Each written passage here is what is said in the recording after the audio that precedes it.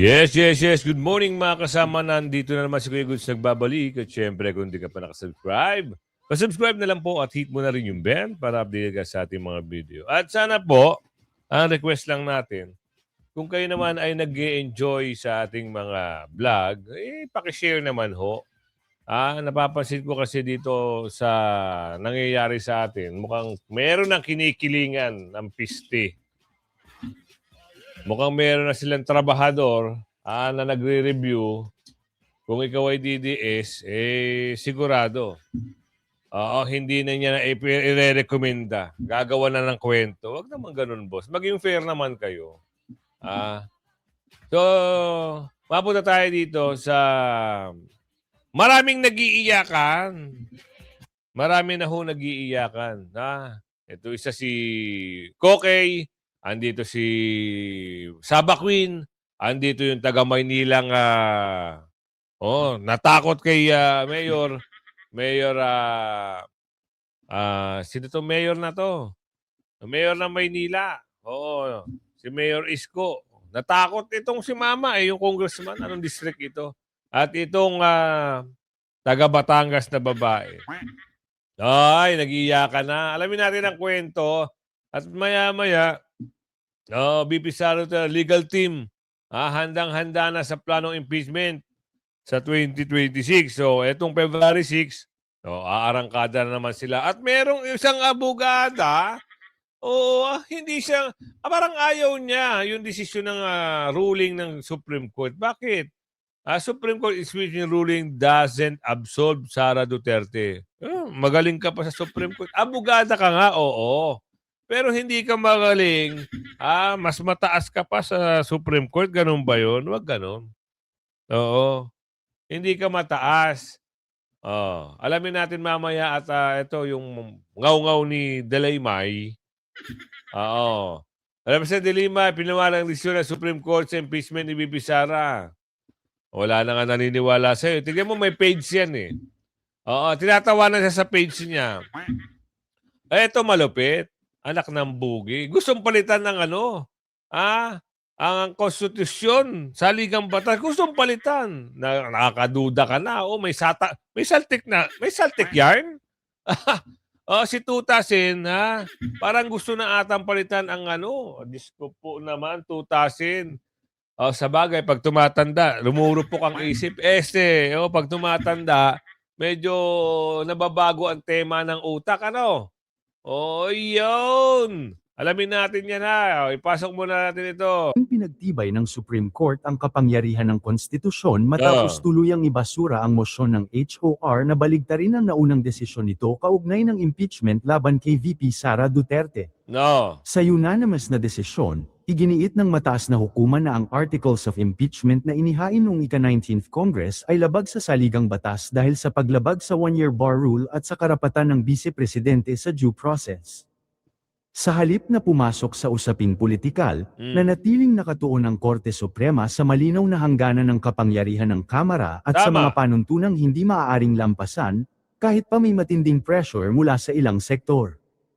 Kasunod ng desisyon, nagpahayag si Bicol Saro Party List Representative Terry Ridon ng paggalang sa naging pasya ng Korte Suprema, habang sinasabing handa ang Kamara sa ilalim ng ika-20th Congress na tumanggap ng mga bagong impeachment complaint kapag natapos ang one-year bar rule sa February 6. Ayon kay Ridon, kinakailangan na ngayong talakayin sa loob ng Kamara kung dapat bang amyendahan ng House Rules on Impeachment at kung paano iaangkop ang mga ito sa mga gabay na inilatag ng Korte Suprema. Binanggit din niya na sa pinakahuling resolusyon ng Korte, mas pinagaan ang ilang due process requirements kumpara sa orihinal na desisyon, bagay na kanyang...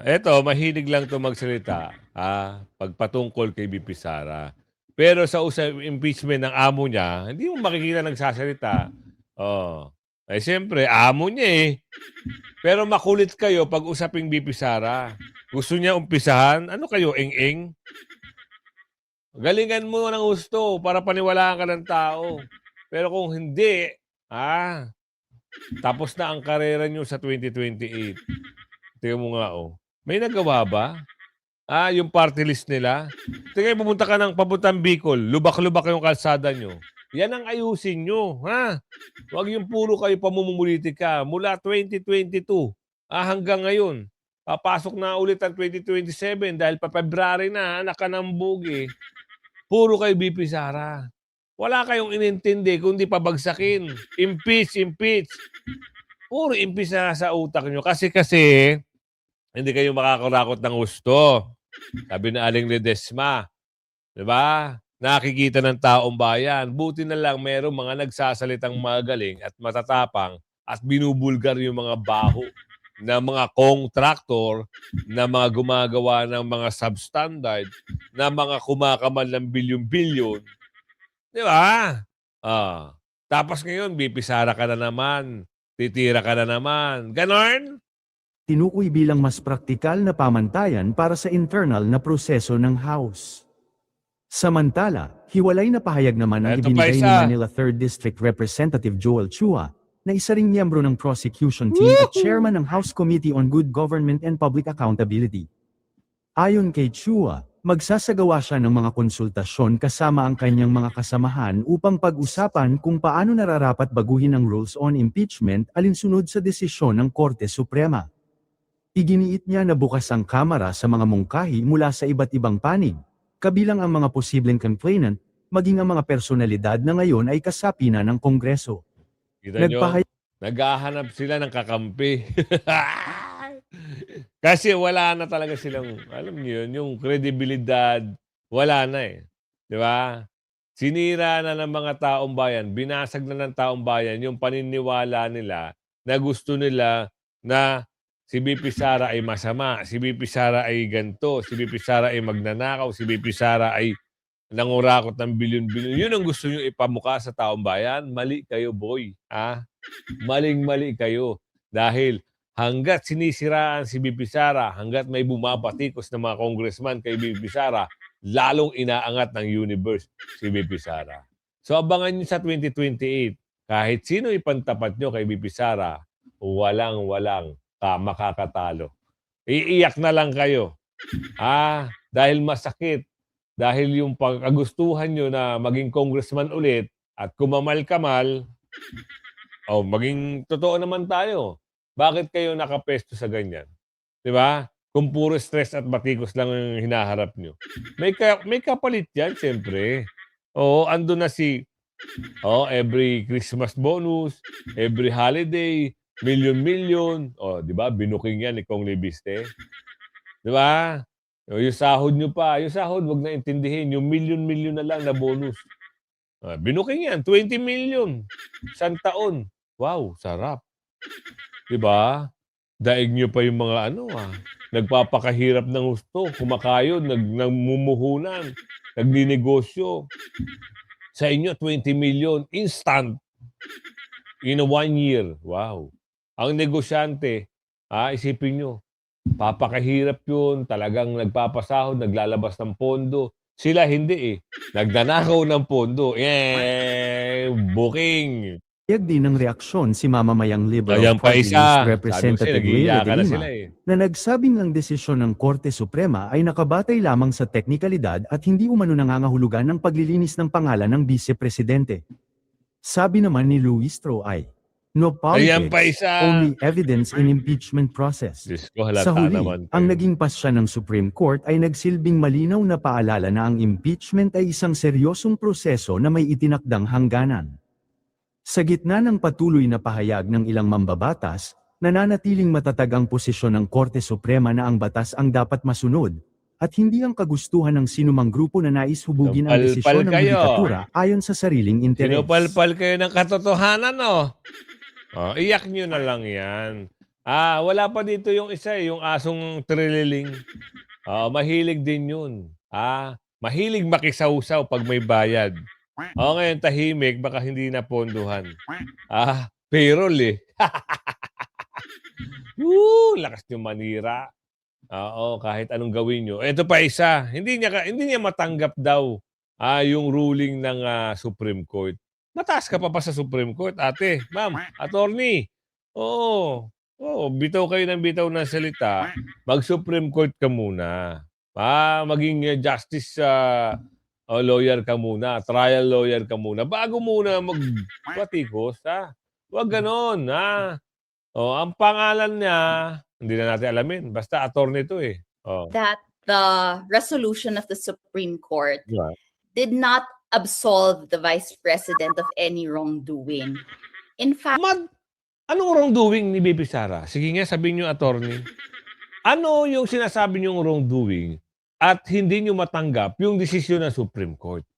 Ah, ano yung problema niyo kay VP Sara? Anong kulay ka ba? Pinklawan, pulangaw, bulangaw? Saang kulay ka ba na nasasakop? Para alam naman namin. Baka mamaya makita namin kayo, tatakbo kayo sa politika. Ma'am, hindi namin kayo kaaway, kayo ay nagreaksyon, kami ay magrereaksyon. At meron din kaming opinion. Kasi kung sasabihin niyo na hindi niyo matanggap yung ruling o yung desisyon ng Supreme Court para ibasura yung impeachment kay VP Sara, kami naman, katanggap-tanggap naman namin yung ginawa ng Supreme Court na binasura nila, tinapon nila. Dahil yan ay isang political strategy o isang political attack para atakihin ang kalaban. At yan ang magiging epekto na wala na, hindi na makatakbo kahit anong posisyon. Yun ang balak ng mga kaliwa. Hindi namin alam kung nasaan na kulay ba kayo. Tuloy. in a paragraph there somewhere at the beginning of the resolution, Na ano the po? Supreme Court said that they underscored that the July 25, Oh. 2025 decision Oh. did not absolve the Vice President, Oh. and that the grounds raised in the articles of impeachment may again be raised in future impeachment. Wala naman sinabing ganun. Oo. Ang nagdesisyon ng pag-a-archive ay yung Senado. 'Di ba? Pero kung igigiit nyo, ipipilit nyo na hindi kayo sang-ayon, wala na kami magagawa doon. Bahala na kayo sa life nyo. Bahala na kayo sa buhay nyo. At kami, bahala na rin kami sa buhay namin. Ang paniniwala namin, walang masamang ginawa si BP Sara, o ginawa lang siya ng kwento, na hanggang ngayon, yung kwento na yun, umiikot pa rin sa utak ng mga kaliwa. Para patalsikin si BP Sara. Ganon? No way. Duterte lang ang nagbigay ng magandang pamumuno sa bansa, lalong-lalo na si Tatay Digong. Yan lang ang nakikita namin. Mula nung umpisa, Diyos ko po, Marimar. Simple na lang ang gagawin. Continuity na lang, hindi pa ginawa. Ngayon, yung mga kalsada, yung mga MRT, LRT extension, asa na? Yung LRT papuntang San Jose del Monte o MRT papuntang nasa na? MRT 7 ata yun. Yun na lang. Para makatulong ka sa kababayan mo, lalong-lalo na sa traffic. Yun na lang sana. Continuity. Wala pa. Tapos ito, naiba lang tayo ng kwento. Kasi bakit ayaw nyo sa mga Duterte? Dahil ba, complaints. So wag po natin isipin na walang sala o walang ginawang masama ang ating Vice President. Ano ginawa, ma'am? Ano ginawa ni BP Sara? Sige nga, di ba sinagot na ng COA? Ano pa ibinibintang nyo? Yung kay Madriaga. Ilabas nyo si Madriaga at magsalita si Madriaga. Si Madriaga ay wala namang sustansya ang mga binibintang. Nilabas nyo lang yan para magkaroon. Nilabas nila yan, yung mga kaliwa, para magkaroon na naman ng kwento at makapag-file na naman sila ng impeachment. So si BP Sara, kung sa tingin nyo may ginawang masama, it's fine. Nasa inyo yan. Pero sa amin, malinis, maayos, magaling mamuno ang BP Presidente ng Pilipinas. Actually, ma'am, naghihintay na lang kami ng pag-upo ni BP Sara. Kasi nakakaamoy na ata yung mga, Diyos ko po, naaamoy nila. Nangangayayat na ang mama. And for the Supreme Court, ang sabi nila, a session day is when a day is a calendar day when there is a Congress session. Now, for members of Congress, for the House of Representatives, a session day is actually interpreted as one that starts and ends upon adjournment of the proceedings. Oh, So that is tapos? one session day. And that has long been the definition of a session day. So doon tayo medyo magkakatalo. Bakit? Kayo lang makikipagtalo. Si Bibi Sara hindi nga nakikipagtalo eh. Kayo lang. O, kita nyo, ano ba ginawa ni Bibi Sara? Nung inakasuhan siya, wala naman, di ba? Parang nagka-counter affidavit lang siya. Tapos hindi na siya nagpapa-interview. Wala siyang ginagamit ng mga napakaraming mga abogado, kung ano man para i-depensa. Kusang loob ng mga vlogger mag-depend kay Bibi Sara. Tapos kayo, ewan ko ba, bakit napunta kayo sa ganyan? May profession na kayo. Oo, parang gusto nyo pang, naku, politika ba ang target? Hindi natin alam ha. Kasi pag mga ganitong bagay, alam nyo na ang next step nito eh. Nagpapakilala para maging magaling na abogado, kukuha ng kliyente, pero mali ang pinasok. Dapat doon ka sa side ng mga Duterte para mas maraming kliyente. Kasi isipin mo mabuti, mag-survey ka man sa mag-survey, mas nakakalamang ang positive feedback sa mga Duterte. Doon sa mga dilawan, piklawan, naku, agoy. Iyak na lang kayo sa 2028. Ano tong agenda? Usapin, bakit? Merong ano dito, pasok. Kahit ibinasura na ng Korte Suprema Oh. ang impeachment case ni VP Sara, hindi raw pakasisiguro ang kampo niya. Noon pa man daw, planchado na ang kanyang depensa. Narito ang agenda report ni Joan Manalo. Matagal na raw naghahanda ang legal team ni Vice President Sara Duterte sa mga nakaambang impeachment complaint laban sa kanya. Sa kabila ito ng pagbasura ng Korte Suprema sa motion for consideration na inihain ng Kamara. Para sana bawiin ang naging desisyon nito na ideklarang unconstitutional ang articles of impeachment laban sa bise. They were hired as early as fourth quarter of 2023, the moment that one of the members of the House of Representatives announced that they will file a case against me. At nakumpirma ko yun sa loob ng opisina noon ng speaker noon. Kaya meron na kaagad mga abogado noong panahon na yon. At hanggang ngayon, tutuloy-tuloy pa naman yung mga abogado and legal team. And nung nakaraang taon, bago mag-Christmas break, ay napag-usapan din namin yung paghahanda sa impeachment. Dagdag ng bise, mananatili raw siyang handa kahit ilang beses pang may maghain ng impeachment complaint laban sa kanya. Very good dyan, Hindi BP. lang ngayong taon na ito, dahil sigurado kapag hindi sila nakapag-file ngayong taon, susunod na taon at hanggang matapos ang aking termino ay ganun ang gagawin nila. Makapile sila ng kaso, impeachment man hindi. Nakatakdang maghain ng panibagong impeachment complaint laban kay VP Sara ang ilang progressive groups sa susunod na linggo. I-endorso naman ito ng Makabayan Bloc na kinabibilangan ni ACT Teachers Party List Representative Antonio Tinio, Gabriela Party List Representative Sara Elago at Kabataan Party List Representative Rene Co. Ayan ang sinasabi ko sa inyo. Panggulo lang yan eh. Kunyari, nag-file sila ng impeachment laban kay Bonget, pero sumatotal at lalabas niyan, magkakampi yan. Ngayon, hinihintay lang nila yung paglabas ng Pebrero para pagpasok ng asais, umaga pa lang hindi pa nagbubukas ang opisina, baka nandun na sila. Doon na naman sila magngangaw-ngaw, pero yung problema nila doon sa mga nangyari sa Mindoro, hindi nila masagot. Asa na? Natapalan na. 'Di ba? Wala na sa stream. Pero malupit 'yun, marami hong nabiktima doon asa na? Ngayon ayan na naman sila, mangangalampag na naman sila. Oo. Gagawa na naman nila ng kwento si VP Sara. Ano na naman ang kwento nila? Ano na naman ang sasabihin nyo? Ano na naman ang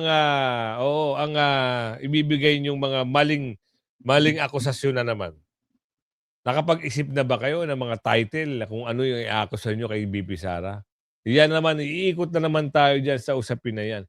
Pero, huwag niyong kakalimutan, yung usapin kay Balulong, yung usapin sa mali-maleta, yung usapin sa flood control.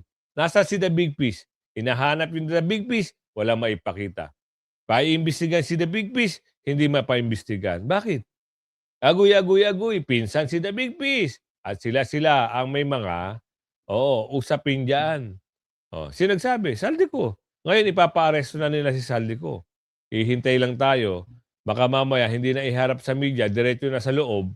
Wala na. Hindi na makakanta si Saldico. Kuwawa si Saldico. Kuwawa. Hindi na raw binanggit ni VP Sara sa kanyang ama na si former President Rodrigo Duterte ang naging final ruling ng Korte Suprema sa kanyang impeachment. Dahil ayoko na pag-usapan yung impeachment. Mas mabuting pag-usapan na yung mga ibang bagay na mas may relevance sa buhay natin at sa bayan kesa yung sa impeachment. Kasalukuyan pa rin nasa The Hague ang bise para bisitahin si FPRRD Good na yan. nakakulong dahil sa kasong crimes against humanity kaugnay ng kanyang madugong war on drugs. Ha? Para sa Anong agenda. Walang ganon. Diyos ko po, nakakwento-kwentuhan na naman kayo siguro ng mga boss nyo eh. Walang ganon. Walang war on candy si Tatay Digong. Walang ganon. Gawa-gawa lang yan ng mga kalaban sa politika. Eto na, nagsalita na, iyak na kagad. Hindi niya matanggap kung ano rin desisyon ng Supreme Court. Meron pa siyang babanggitin na ano kaya. In upholding its original decision, the Supreme Court Iyak! also affirmed Iyak! that its ruling Iyak! does not absolve VP Sara Duterte of the offenses Iyakin. she is accused of committing. Mm. The court's decision was based on procedural grounds and did not rule on the merits of the allegations against VP Sara. Kaya nga, pwedeng magsampa uli ng impeachment case laban kay VP Sara, Sampa kayo. even with the same substantive grounds contained in last year's complaint. However, while it basically rests on technicalities, the resolution denying the motion for reconsideration appears to be a derogation of the House's constitutional powers and prerogatives. Ang nagkapareho dun sa main decision or original decision at sa resolution ngayon at nakakabahala pa rin, tulad sa naunang desisyon, may paglihis ang Korte Suprema sa letra at diwang nasa saligang batas ukol sa pantay at magkahiwalay na kapangyarihan ng hudikatura at lehislatura. Tigilan nyo kami. Ang dami nyo mga sinasabi kay VP Sara. Supreme Court na yun Hindi nyo pa matanggap kung ano yung desisyon. Wag ganon. Kung gusto nyo palang hindi nyo tanggapin, lumabang kayo ng patas. Diba? Eto pa. Dito ako natatawa eh. Parang gusto na ata nilang palitan yung ruling ng... Diyos ko po, Marimar. Lahat sila against sa ginawang rules ng Supreme Court. Kasi, mapapagalitan siguro di umano, ng kanilang amo. Diyos ko po, tutasin, ano nangyari sa'yo? They have a different agenda. It's not a different thinking or what. Ibang tumbok nila, iba ang focus nila. Siguro. Kaya ganun ang nangyari. Or hindi nila pinansin yun. Diyos ko po ka. Or hindi nila gawa. Diyos Dahil ko po. baka ibang style sa sa Supreme Court Baka pag nag-meeting sila, nag-unbank sila, tapos tumigil sila, na yun, adjourn na sa kanila yun. Wala sila nung suspend until tomorrow o suspend until next week. Wala silang ganun siguro. Sir, yung nabanggit nyo lang po baka may agenda yung Supreme Court. May mga nagsasabi kasi na baka ang goal nila is hindi rin sila ma-impeach. Kaya pinahirap nila yung process. Ganun po ba yung nakikita nyo ring dahilan? Well, mahirap magbintang pero that's a possibility. And I've heard that from other people. Parang ganun. Humirap Humirap ang pag-impeach Only because there was a question, the petition sa Supreme Court about the constitutionality of the impeachment ni Vice President Sara Duterte. Di ba? Dapat nun right then and there nasabi na agad Pero yung ginamit kasi ng mga dahilan, yung mga dinamit na dahilan, hindi pwede. For example, yung adjournment, hindi naman Pangalawa, hindi raw yun yung first, hindi, yun yung first na in-approve Lahat ng final, hindi pa pwedeng pag final, yun na. Otherwise, wala ka na may impeach. Kasi ang gagawin ng kahit sino, magpa-file ng impeachment ng walang kakwenta-kwenta, basurang impeachment, siguradong walang mangyayari. Hindi na pa pwedeng entertain yung pangalawa, pangatlo, pang-apat na impeachment. Dahil doon sa sinasabi nilang yun. Di ba? So, lalabas yan, hindi na kayo maniniwala. Dahil sa pangalawang impeachment na ipapile kay VP Sara, di mas good. Pero kung kayo ay gagawa ng paraan na tutuluyan, wag naman sana. Maging fair na lang. Dahil kami nga kung ano yung nangyari dun sa third complaint na hindi na tinanggap okay na lang sa amin Pero yung mga iyaking dyan, no, kita nyo, galit na galit. No? Kanina lumabas sa video, ang dami nila. Makabaka, makababaw. Diyos ko po. Mga iyakin. Oo, umiyak na lang kayo sa 2028. Pagkatapos ng eleksyon, pagkaupo ni VP Sara, mas maganda, doon kayo magngangaw-ngaw ulit. Para pag na-back to you kayo ni VP Sara, okay sa all right. All good ika nga. Bakit hindi mag-iisip ang tao na meron silang ibang agenda other than just really deciding on whether that particular amendment, particular impeachment is constitutional or not? Napakadaming dahilan na mali. O yung sa inyo, sa ABS, ni-report nyo raw. Di ba? Nasa decision. Imagine, it finds itself in the decision of the Supreme Court a wrong press release, a wrong press... Ewan ko sa'yo, bahala ka. Basta kami, naniniwala kami, yung impeachment na yan, isang diversionary tactic, isang political attack. Bakit diversionary? Nawawala na yung usapin kay Balulong. Nawawala na yung usapin doon sa milyong-milyong mali-maleta, bilyong-bilyong mali-maleta. Isang political attack. Bakit? Gusto nyo mawala si VP Sara Gusto yung hindi makatakbo sa 2028. Di ba? Isipin nyo. Ganun lang, simplehan lang natin. Ngayon, eto sila, dismayado raw. Kuno. Ewan ko kung kuno o talagang dismayado talaga sila. Alamin natin. Hindi naman naitago ng ilang mambabatas ang kanilang dismaya sa Korte Suprema sa pagbasura nito sa impeachment ni VP Sara. Pero hindi pa raw tapos ang laban. Yan ang agenda report ni Joan Manalo. Hindi nasaya ang ilang miyembro ng Kamara sa naging desisyon ng Korte Suprema sa kanilang motion for reconsideration. Kaugnay ito sa articles of impeachment laban kay Vice President Sara Duterte na idineklara ng SC na unconstitutional. Ang Makabayan Bloc dismayado dahil mas magiging mahirap na raw ang magsagawa ng impeachment proceedings ngayong pinagtibay ng Korte Suprema ang kanilang desisyon. Dagdag nila, hindi nagagana ang tinatawag nilang fast-track mode ng impeachment na siyang isinagawa ng Kamara sa impeachment ni VP Sara. Sa fast-track mode kasi, hindi nadadaan sa House Justice Committee ang isang reklamo at dediretso na sa plenaryo for approval. Kita nyo? Ito kung at least 1/3 ng mga miyembro ng Kamara ang pumirma rito. Sa motion for reconsideration decision na ito, bumaliktad silang lahat, no? At inatrasan yung mga naunang batayan kung bakit pinigilan yung trial, particularly yung mga dagdag na due process requirements sa fast-track mode of impeachment. Gayunman, inatrasan nga nila ito, pero nakahanap pa rin sila ng bagong dahilan, a technicality, para i-justify pa rin yung pagpigil ng impeachment trial. So in the end, nabago yung mga batayan, pero same result. No? Pigil yung impeachment trial ng Vice President. Bagamat hindi pumabor sa Kamara ang naging desisyon ng SC, Pag kay pabor kay Bonget, okay lang sa inyo. Pag pumapabor sa Supreme Court yung desisyon kay VP Sara, pag pumapabor ang desisyon ng Supreme Court kay VP Sara, galit kayo. Pero pag halimbawa kay Bonget, okay lang sa inyo. Huwag naman ganun. Sa bagay, kalaban nga pala kayo ni VP Sara, no? Kayo yung mga